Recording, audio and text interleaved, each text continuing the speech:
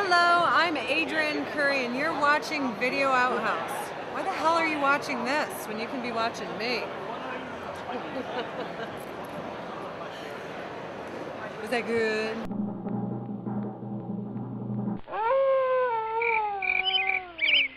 Is there a penny stuck in my butt? Nothing good happened to me last week, but let's be sure. Comic Book Man? Hey folks, Comic Book Man here. Welcome once again to my Video Outhouse. It's time for Weekend Review Shop Talk, where me and me alone, I got no one with me this week, is going to go over some of the news that happened over this past week. We're going to talk a little bit about WrestleMania. We're going to talk a little bit about media news. We're going to talk a little bit about WonderCon. As a matter of fact, we're going to talk a lot about WonderCon. And the first thing we're going to talk about is Captain America. Cap is back. Yes, I know he's been back for a while. But Steve Rogers is coming back to the costume. It was announced this week. Actually, it was announced via the New York Daily News. Marvel sent out a press release, the New York Daily News, and they ran it, and they called him and interviewed him about it.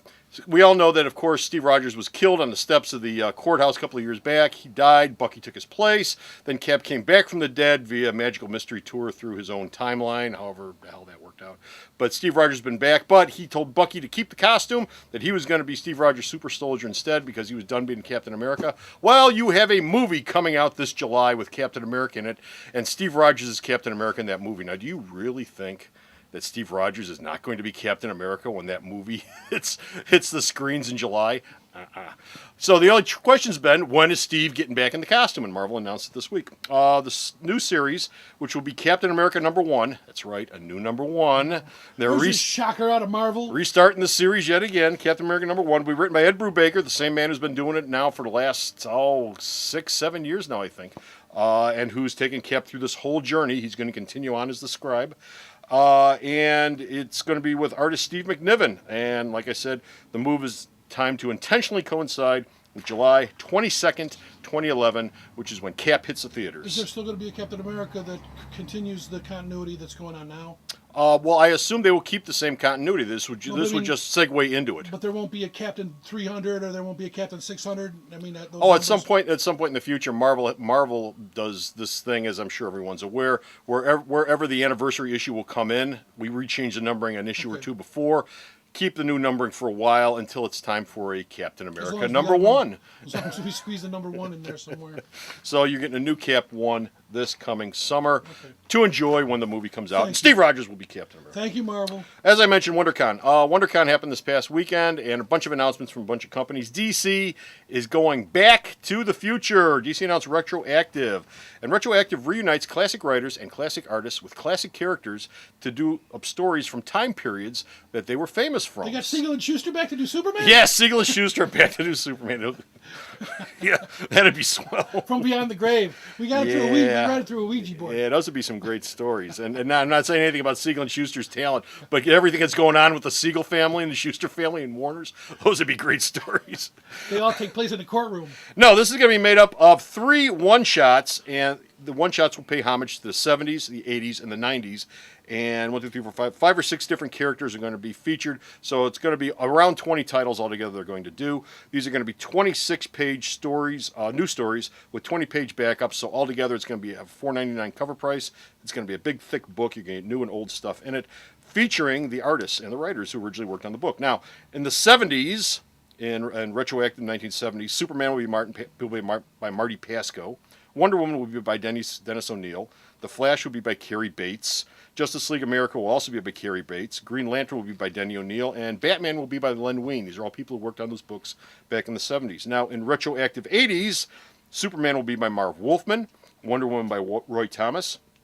Flash by William Messer Loebs, Justice League by Jerry Conway, Green Lantern by Len Wein, and Batman by Michael W. Barr. And in retroactive the 90s, Superman will be by Louise Simonson, Wonder Woman will be by William Messer Loebs, Flash will be by Brian Augustin, Justice League of America will be by Keith Giffen and J.M. DeMatteis, and Green Lantern will be by Ron Mars. Green Lantern getting Ron Mars back, how about that? And Batman will be by Alan Grant. These are all people who were famous on those characters during those time periods. So, if you remember those fond, wistful days, you're going to get a chance to relive them this summer. IDW had a couple announcements at WonderCon also. They are going to do with Thor the same thing. Thor, that's right, Thor. The same thing they're doing with the Rocketeer, and that is they're doing Walt Simonson's The Mighty Thor Artist Edition this coming July. It's a 12 by 17 format, $100 hardcover. Same size as the original art, 12 by 7. It's going to be the same size as the original art. And it's going to be shot from the original black and white art for these key issues. Thor 337 through 340, which was Simonson's first arc on Thor, and Thor 360 through 362, which were issues that Simonson picked that he'd like to have included in the book. So this is going to be big. It's going to be shot from the original art, and it's going to feature all this original art and all of its wonderment and glory and majesty. So you might Sounds want like something I'm going to have to buy. Also, IDW has signed a long-term relationship with Nickelodeon to publish comics and graphic novels based on Teenage Mutant Ninja Turtles. The Eastman and Laird Teenage Mutant Ninja Turtles. It sounds like they're going back to the original 80s stuff that they're going to do. That version of the Turtles, not the happy clappy kids version. Although they're probably going to do a kids version of it too. Turtles have gone through such a long history that you can do an Archie version of the Turtles and you can do a grim and grittier version of the Turtles, and you can sell both and get away with it. Look for a new comic series with the Turtles to premiere also this summer, and also IDW announced a relationship with author Anne Rice, where IDW is going to launch a new 6-issue adaptation of Rice's Servant of the Bones starting in August, as well as other Anne Rice properties which have either already seen print or have not ever seen print before in They comics. will be about vampires, will they? No, this is actually an Old Testament story. Sort of, kind of. It's also got monsters and stuff in it. super. But I've seen interviews with Anne Rice. She's been on a biblical kick now for the last 10 years or so. But biblical as in the Bible, New and Old Testament, mixing it with monsters and stuff. And that's sort of been the milieu that she's been writing in. Also, a little bit of media news. Green Lantern footage, a big chunk of Green Lantern footage was revealed at WonderCon this past weekend. Warner Brothers came down and they ran 5 to 6 to 7 minutes worth of footage on the upcoming Green Lantern movie. About time they got some publicity out on this thing. How well was it received? It was received fairly well. Everybody was fairly enthusiastic about it. I've watched the footage, and I think Oa looks a little dark. Oa looks more like it would be comfortable in the Aliens world as opposed to the DC Comics world. But everybody pretty much looks like they're supposed to look, and everybody acts pretty much the way they're supposed to act, and it looks like the Green Lantern Corps. And the great thing about it is Hal Jordan does the oath. And, you say to yourself, how can you get away with doing that oath in Brightest Day and Blackest Night, and Evil Shall Escape My Sight? How can you do that and not have it come off stupid? And they came up with the perfect way to do the oath. He does it in a trance. He's sitting there with the ring, and the lantern tells him, okay, do the oath. He goes, I don't know what the oath is.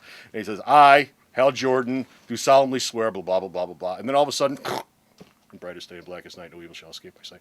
He goes into a trance, and in that way, it totally works. Did you tingle on it, Spider-Man? It totally works. Comic Book Man? Yes, Comic Book Man got a little tingle up his back I know when he saw that footage.